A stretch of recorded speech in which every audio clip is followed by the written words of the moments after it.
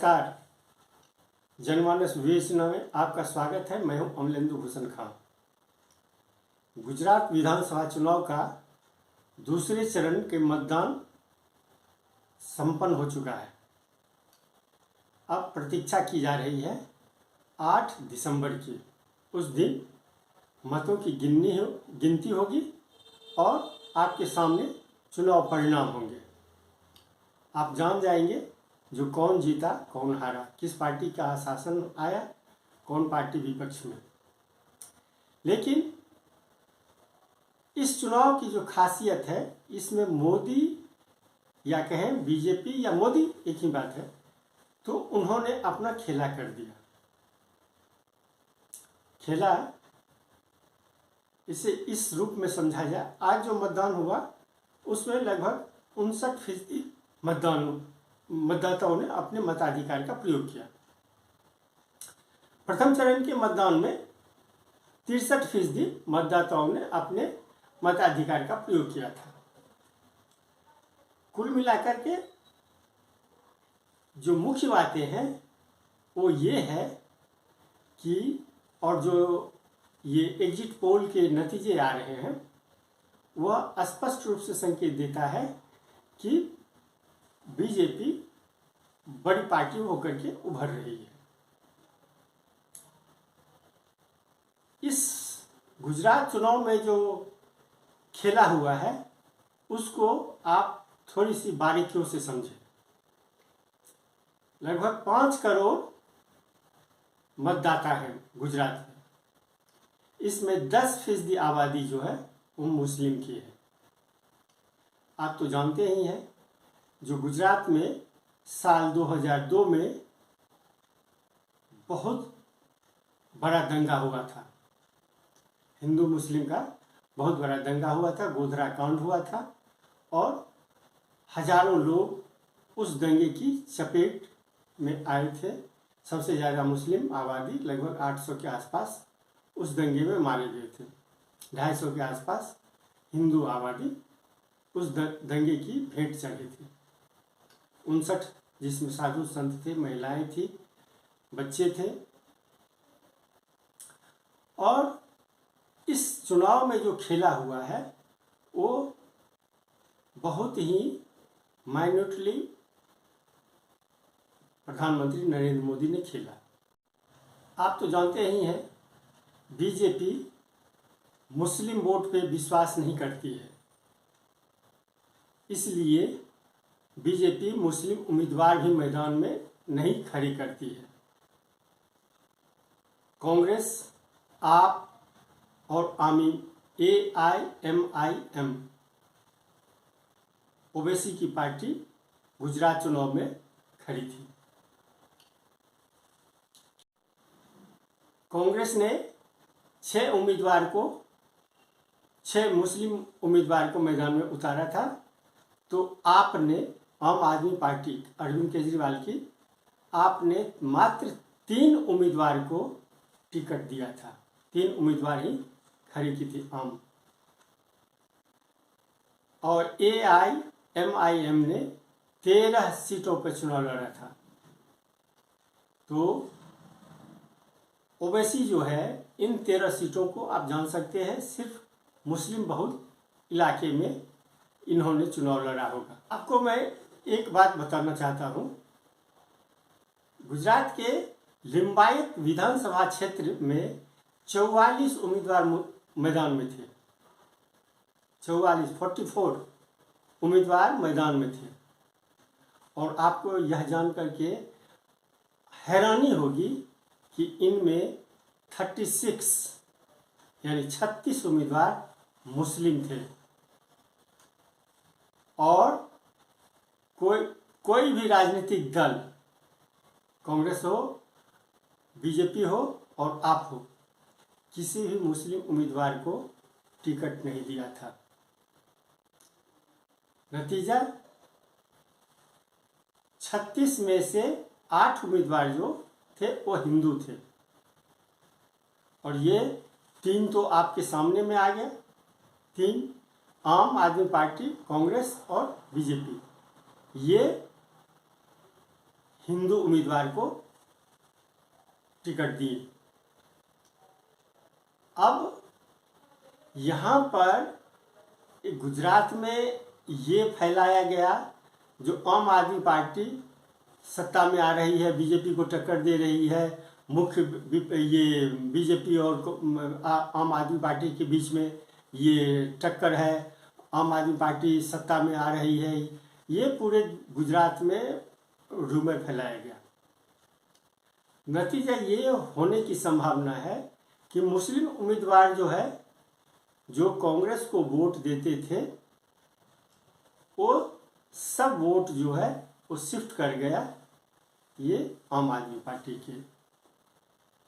आम आदमी पार्टी में शिफ्ट होने का मतलब है जो कांग्रेस उम्मीदवार ऐसे ही हार जाएंगे। हालांकि अभी परिणाम की प्रतीक्षा की जा रही है, वो तो 8 तारीख को स्पष्ट हो जाएगा जो क्या हुआ है।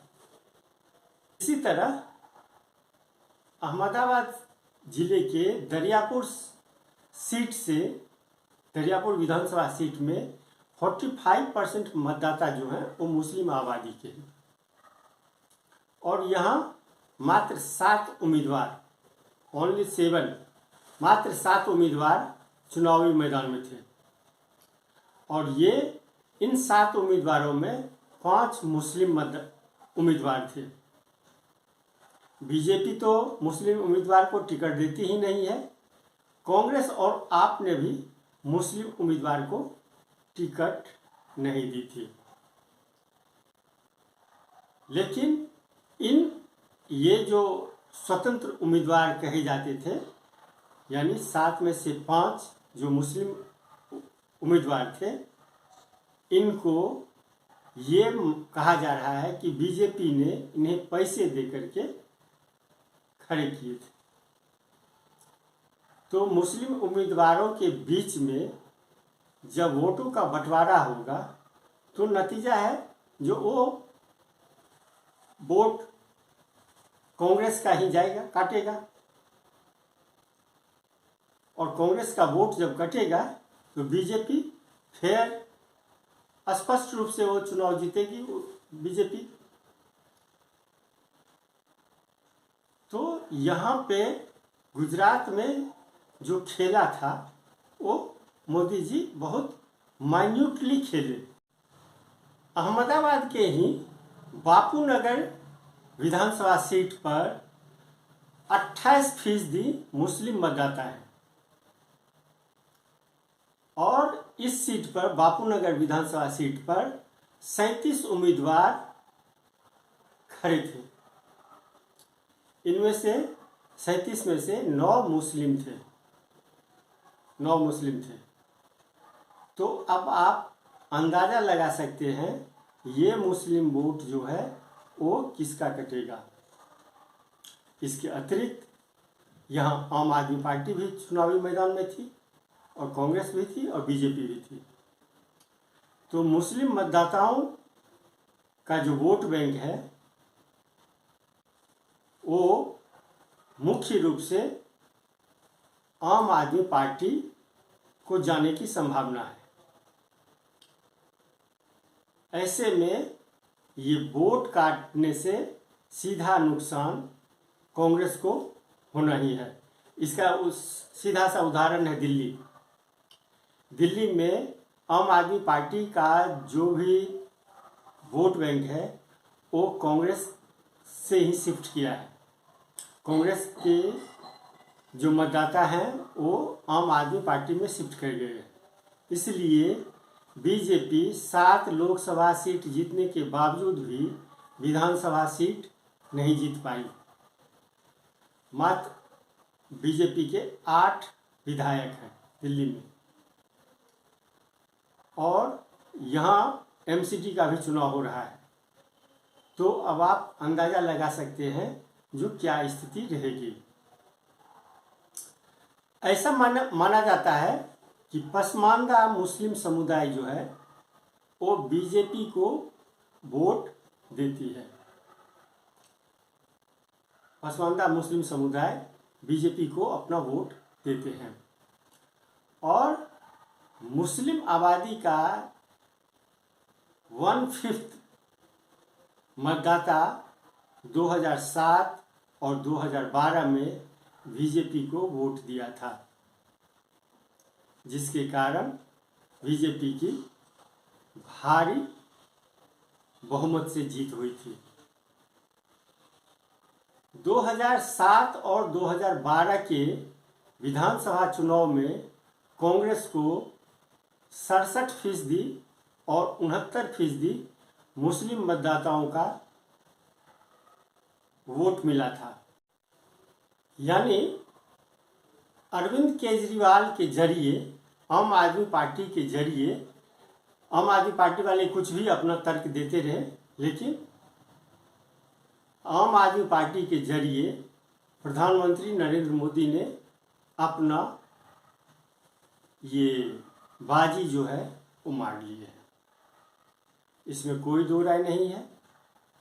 बीजेपी सत्ता में आ रही है गुजरात में, और आप हिमाचल जाइए, हिमाचल विधानसभा चुनाव, वहाँ पे का जोरदार टक्कर है, क्योंकि हिमाचल में मुस्लिम मतदाताओं की संख्या जो है बहुत ही नगण्य है। वहाँ नहीं, 0 के आसपास है। सिर्फ हिंदू मतदाता हैं, तो हिंदू मतदाताओं के बीच में ये कोई डिवीज़न धार्मिक क्षेत्र के आधार पर नहीं होने वाला था। इसलिए आम आदमी पार्टी वहाँ चुनाव से पहले ही अपना बोरिया बिस्तर समेट करके गुजरात की ओर रवाना हो गई।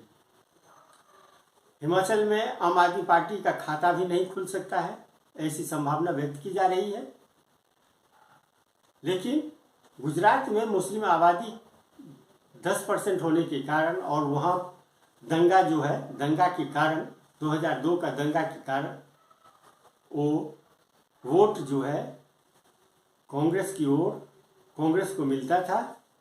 लेकिन आम आदमी पार्टी के और AIMIM के जाने के कारण उसमें डिवीज़न हुआ और वो वोट बंटने की संभावना है। इसलिए कांग्रेस की सीटें कम होने की भी संभावना है। तो ये खेला पूरी तरह से अब एक्सपोज हो गया है। अरविंद केजरीवाल का जो खेला है वो पूरी तरह से एक्सपोज हो गया है। कितनी ही सफाई दे वो, लेकिन अब लोग उन पर इस बात पर विश्वास नहीं करेंगे जो ये वोट कटवा पार्टी नहीं है।